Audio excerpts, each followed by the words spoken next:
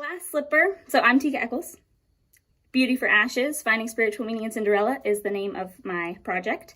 From a glass slipper and mice to ball gowns and a pumpkin coach, the story of Cinderella and her iconography are almost universally recognized.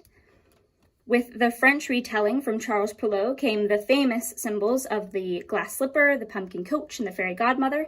Aschenputtel from the Grimm's brothers made Cinderella a quintessential fairy tale heroine. And finally, Walt Disney created the classic film Cinderella, and the blue ball gown, singing mice, and Prince Charming became trademarks of the tale. So stories with the Cinderella arc have been told all over the world. In fact, there are so many versions and they're so widespread that it's argued where it might have originated from.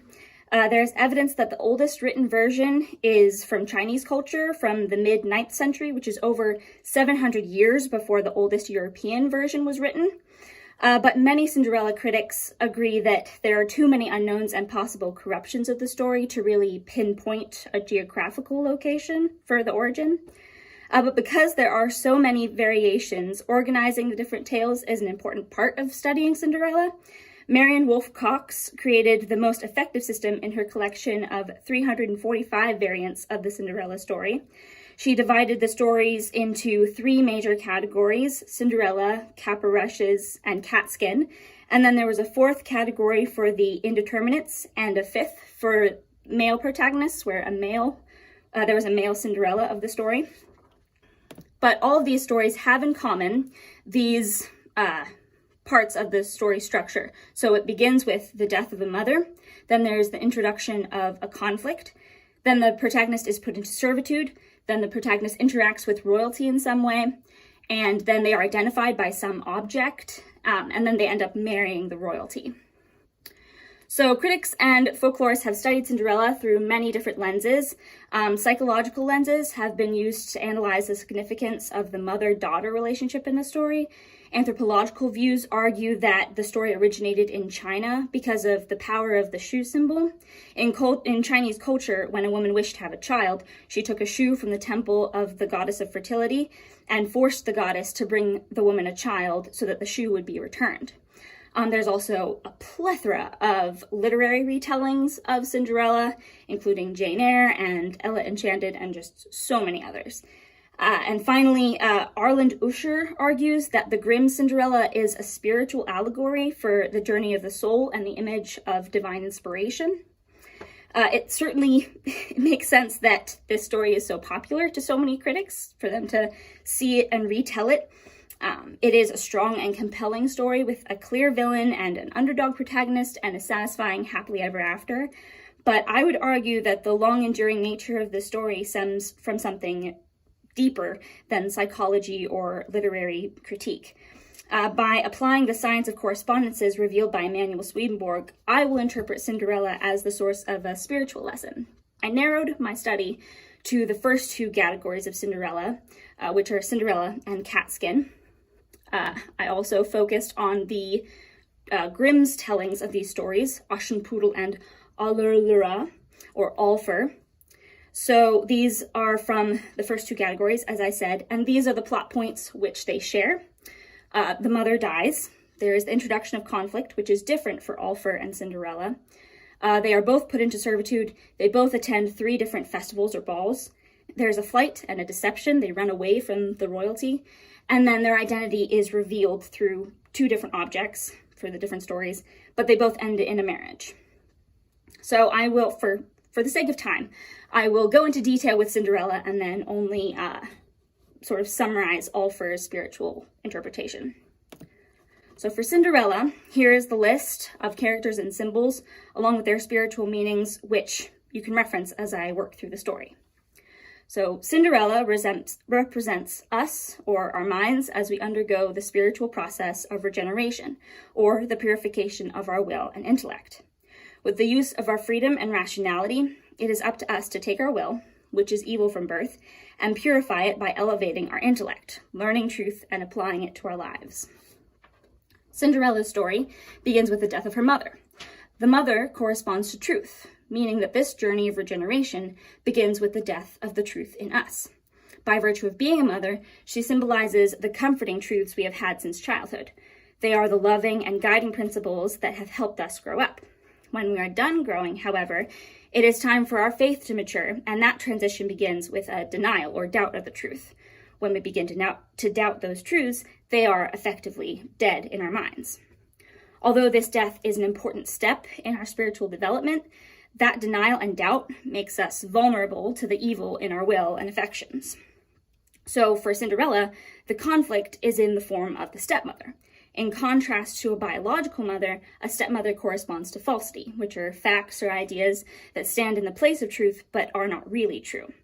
When we don't allow any truth to guide us, our external life becomes our focus, and falsity can easily masquerade as truth and begin to lead and eventually destroy our lives.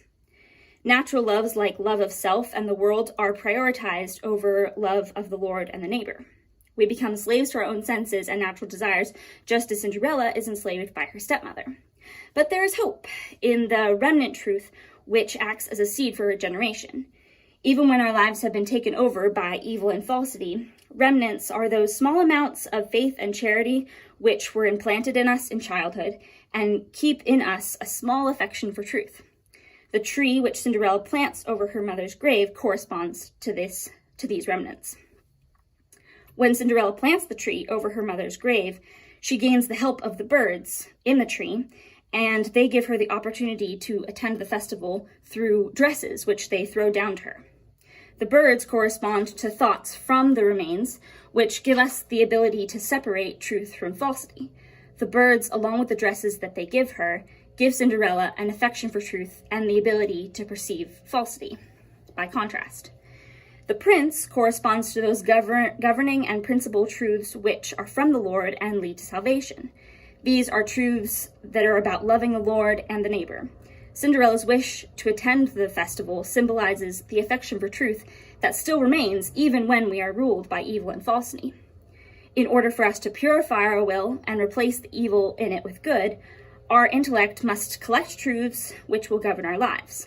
This means that the intellect has to elevate itself into a spiritual state, even though the will remains in a natural state.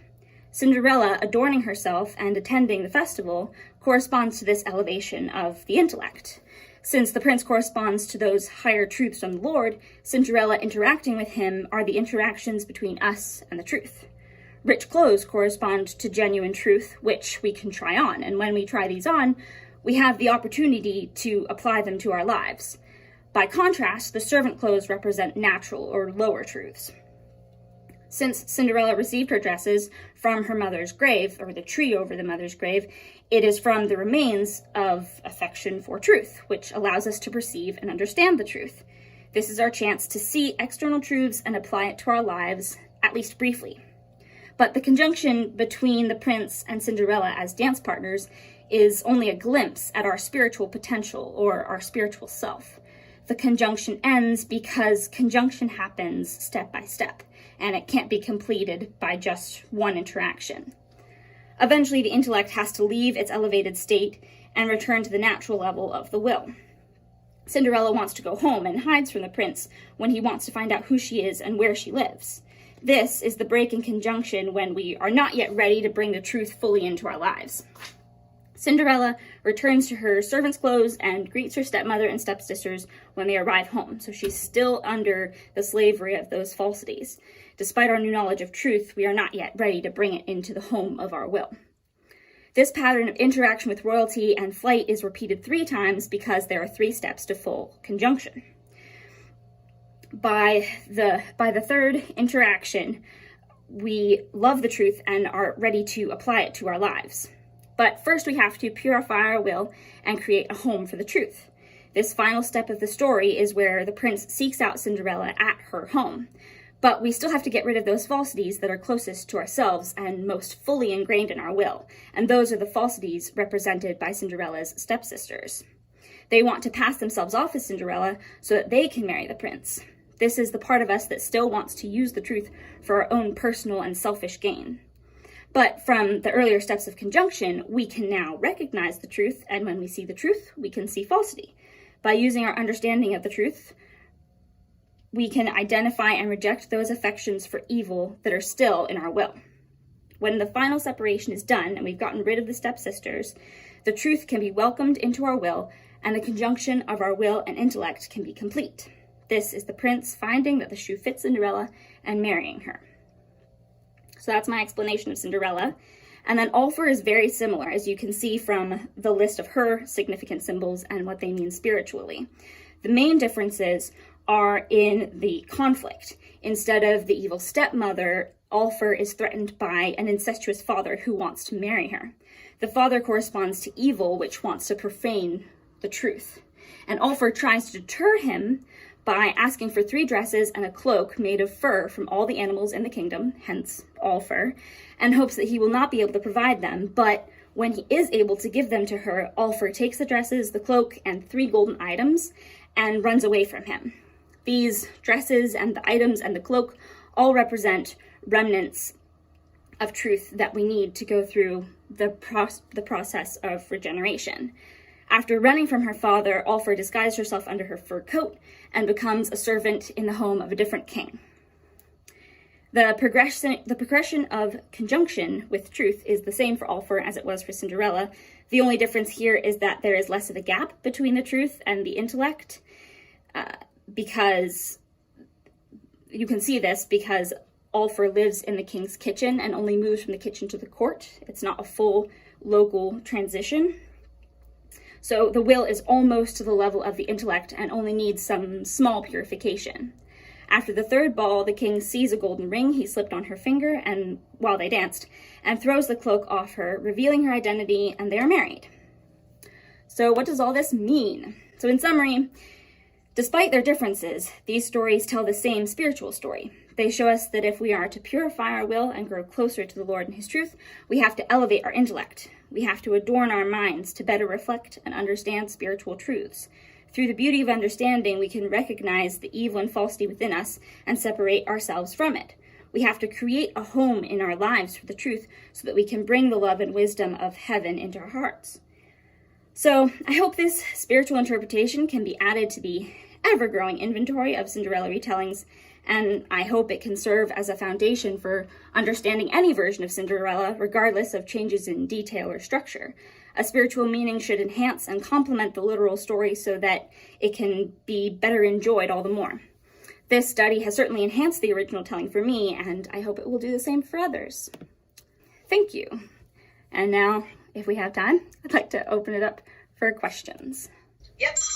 Yeah, Tykah, ignoring the phone for a second. So, yeah, ringer. the differences between Ulfr and Cinderella, say, are slightly different. So are they describing the same thing different ways, or are they describing something, or are they describing two different things? I think essentially they're both describing regeneration. In Swedenborgian terms, I would say Cinderella is the story of the natural self elevating to the spiritual self, and then Ulfr is the spiritual self elevating to the celestial self. So it's still just a progression towards the Lord and his truth. It's just about sort of your attitude towards it. Cinderella is much more dealing with active evils in her life, having to really purify her will, starting from scratch, whereas Ulfr is already at an elevated point where she's willing to, much more open to the Lord and wanting to become an even better person. Thank you, that's awesome. One quick question, which one's your favorite? Oh man, it's really hard to say. Personally, I always have a soft spot for Cinderella. The aesthetic is just sort of classic. But as far as like character-wise, I love Ulfr. She's great and really knows what she wants and isn't afraid to go get it. Great. Thank you, Tykah. Yeah.